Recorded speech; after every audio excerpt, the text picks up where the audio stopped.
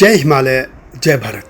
संसार भर में हिमालयी लोग यूट्यूब चैनल देख रहे आप सभी का स्वागत है और मैं हूं भारत की राजधानी नई दिल्ली से डॉक्टर हरीश चंद्र लखेड़ा। मुस्लिम आक्रांता बख्तियार खिलजी के ढहाए नालंदा विश्वविद्यालय के पुनर्निर्माण के बाद जब नए परिसर को प्रधानमंत्री नरेंद्र मोदी ने राष्ट्र को समर्पित किया तो उसके बाद सोशल मीडिया में एक बाढ़ सी आ गई कि इस परिसर को प्राचीन काल में ब्राह्मणों ने जलाया था, न कि मुस्लिम आक्रांता बख्तियार खिलजी ने। और यह जो थ्योरी रखी गई थी वह मार्क्सवादी इतिहासकारों ने रखी है और उस थ्योरी को आपके सामने रखता हूं कि ब्राह्मणों ने किस तरह इस प्राचीन नालंदा विश्वविद्यालय को जलाया था। इस बारे में जब तक मैं आगे बढ़ूं आपसे अनुरोध है कि हिमालय लोग यूट्यूब चैनल को सब्सक्राइब अवश्य कर दीजिए जिन्होंने अब तक ऐसा नहीं किया है, यह विनम्र अनुरोध है। तो चलिए चलते हैं नालंदा में और उसी कालखंड में यानी 12वीं शताब्दी में। लगातार 12 वर्षों की तपस्या के बाद उस ब्राह्मण को सिद्धियां प्राप्त हो गई थी, मंत्र भी प्राप्त हो गए थे। उसने यज्ञ किया, हवन किया और उसके बाद जो राख थी उसे मुट्ठी में लेकर उस पर मंत्र फूंक दिए और उसको फिर चारों तरफ बिखेर दिया। इसके बाद वहाँ पर चमत्कारिक रूप से आग जल गई थी। उसने अपने तंत्र बल और तपस्या के बल के आधार पर उस आग को उठाया और भगवान बुद्ध के सिद्धांत के केंद्रों और सभी 84 बुद्ध मंदिरों में डाल दिया और वे जल पड़े। आग ने उन सभी ग्रंथों को भी जला दिया था जो कि नालंदा के पुस्तकालय में रखे थे, विशेष रूप से रत्न सागर, रत्नोदधि और रत्न जंगक, यानी जो बड़ी बड़ी पुस्तकें थी सभी उस अग्नि से भस्म हो गए थे। बौद्धों के नालंदा ही नहीं बल्कि 84 पीठों पर आग लग गई और त्राही त्राही मच गई थी और इससे जो बौद्ध भिक्षु बचे थे वे असम की तरफ भाग गए थे। यानी एक ब्राह्मण के मंत्रों ने नालंदा समेत बौद्धों के 84 मठों को अग्नि से भस्म में बदल दिया था। जी हाँ, यह वर्णन है बौद्ध लांबा, जिसका संस्कृत का नाम था तारानाथ, उसकी पुस्तक में यह वर्णन है और भारत के वामपंथी इतिहासकारों ने इसी को आधार बनाया है। ये वही वामपंथी हैं जो महाभारत, रामायण, पुराण आदि सभी को मिथक घोषित कर चुके हैं। उसमें वे इतिहास नहीं देखते, लेकिन तारानाथ के इस कल्पना से भरे एक वृत्तांत को उन्होंने इतिहास का आधार मान लिया। अब पहले तारानाथ के बारे में बात कर लेते हैं। तारानाथ एक तिब्बती बौद्ध था जो कि जोनांग के स्कूल का लामा था। 1575 से 1634 उसका जीवन और मृत्यु काल है। उसका जन्म तिब्बत में हुआ था और उसका मूल नाम था कुनदंगा स्निंग पो, जिसका संस्कृत का समकक्ष नाम होता है आनंद गर्भ, लेकिन उसने अपना नाम संस्कृत से लेकर तारानाथ अपनाया था। उसने 1608 में एक पुस्तक लिखी, उसका शीर्षक है भारत में बौद्ध धर्म का इतिहास, यानी दपाल 10 की खोर लेई चौस बिस्कोर ग्यूंग ब्यूंग खुंग नीर मखो, ये तिब्बती भाषा में है और यह 143 पृष्ठों की पुस्तक है। इसे उसकी महान रचना माना जाता है जो कि दक्षिण एशिया में बौद्ध धर्म के इतिहास से संबंधित है। इसमें अजातशत्रु के समय से लेकर इस्लाम के उदय तक का वर्णन मिलता है। इसी पुस्तक को आधार बनाकर वामपंथी इतिहासकारों, चाहे टी.एन. झा हों या और, इन सभी ने अपने अपने लेख और किताबें सामने रखी। इसमें कई लेखक शामिल हैं, उसमें मैं अलग वीडियो ला रहा हूं, लेकिन अभी मैं उल्लेख कर रहा हूं उस कथा का जो कि तारानाथ की पुस्तक में लिखी गई है।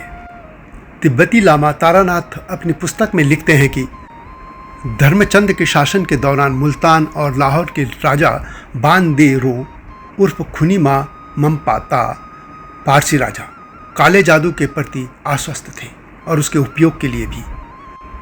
तुरुस्क सेना द्वारा मगध को नष्ट कर दिया गया, कई मंदिरों को बर्बाद कर दिया गया और श्री नालेंद्र यानी नालंदा को भी भारी क्षति पहुंचाई गई। यहाँ तक कि वहाँ से भिक्षु भी भाग गए थे। उनके अगले खंड में लिखा गया है कि वाराणसी के राजा बुद्ध पक्ष द्वारा श्री नालेंद्र यानी नालंदा मठ का पुनर्निर्माण किया गया और फारसी राजा को मार दिया गया था। तारानाथ लिखते हैं कि इसके कुछ वर्षों बाद 2 हिंदू तपस्वियों ने इस मठ को नष्ट किया था। वे लिखते हैं कि राजा के एक मंत्री काकुत्स्य सिद्ध ने श्री नालेंद्र में एक मंदिर बनवाया। इसके अभिषेक के दौरान उन्होंने लोगों के लिए एक महाभोज का आयोजन किया।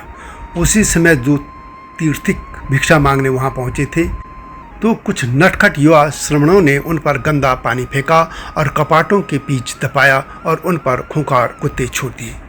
ऐसे बर्ताव से वे दोनों बहुत अपमानित हुए। उनमें से एक अपनी आजीविका की व्यवस्था करते हुए चलता बना, जबकि दूसरा बदले की भावना से सूर्य की साधना में लीन हो गया। इस प्रकार उसने 12 वर्षों के इस प्रयास से सिद्धि मंत्र प्राप्त कर लिए थे। फिर उसने एक यज्ञ किया और अभिमंत्रित राख को चारों ओर बिखेर दिया। इसके परिणाम स्वरूप वहाँ तुरंत चमत्कारिक रूप से आग लग गई। उसने बुद्ध के सिद्धांत के केंद्रों सभी 84 मंदिरों को खा लिया। आग ने उन ग्रंथों को जलाना शुरू कर दिया जो श्री नालेंद्र यानी नालंदा मठ के धर्मकोशों में रखे गए थे, विशेष रूप से रत्न सागर, रत्नोदधि और रत्न रंजक नाम बड़े किताब घरों में। अन्य स्थानों के कई मंदिरों को भी जला दिया गया था और वे 2 तीर्थक राजा से दंड की आशंका के कारण वहाँ से असम भाग गए थे। अब सवाल ये उठता है कि जिस नालंदा मठ में 10,000 छात्रों के रहने की बात होती है और लगभग 2,000 शिक्षकों और बौद्ध भिक्षुकों यानी लगभग 12,000 लोग थे, उनमें से एक व्यक्ति सिर्फ तपस्या के बल पर आग कैसे लगा सकता, चमत्कार के बल पर कोई अग्नि जलाकर कैसे इतने बड़े मठ और 84 मंदिरों मठों को कैसे भस्म कर सकता है। यह प्रकृति के नियमों के भी खिलाफ है और वामपंथी इतिहासकार आमतौर पर इसी का हवाला देकर महाभारत और रामायण को मिथक घोषित करते रहते हैं।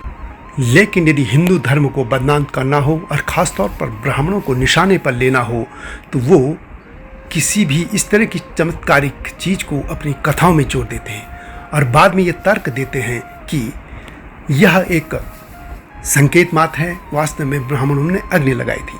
लेकिन दूसरा सवाल यही है, जैसे मैंने पहले भी कहा और कई वीडियो में मैं बोल चुका हूँ, कि क्या 2 लोग कैसे 12,000 भिक्षुओं, शिक्षकों, छात्रों की उपस्थिति में आग लगा सकते हैं, वो भी 84 केंद्रों में।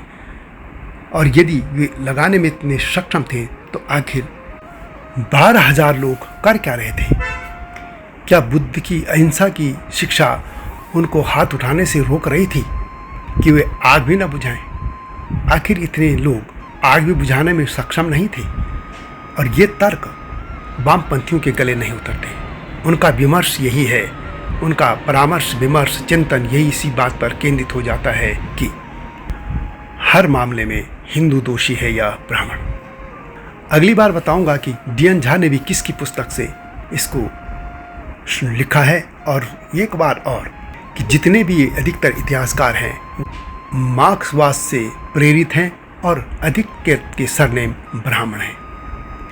इन ब्राह्मणों के बारे में भी सोचेगा जो कि झूठी दास्तान देकर ब्राह्मणों के ही गले में मरा हुआ सांप डाल देना चाहते हैं और मुस्लिम आक्रांता खिलजी को पाक साफ घोषित कर देना चाहते हैं, जबकि वे मिनहाज ए सिराज की पुस्तक तबकात ए नासिरी को भूल जाते हैं।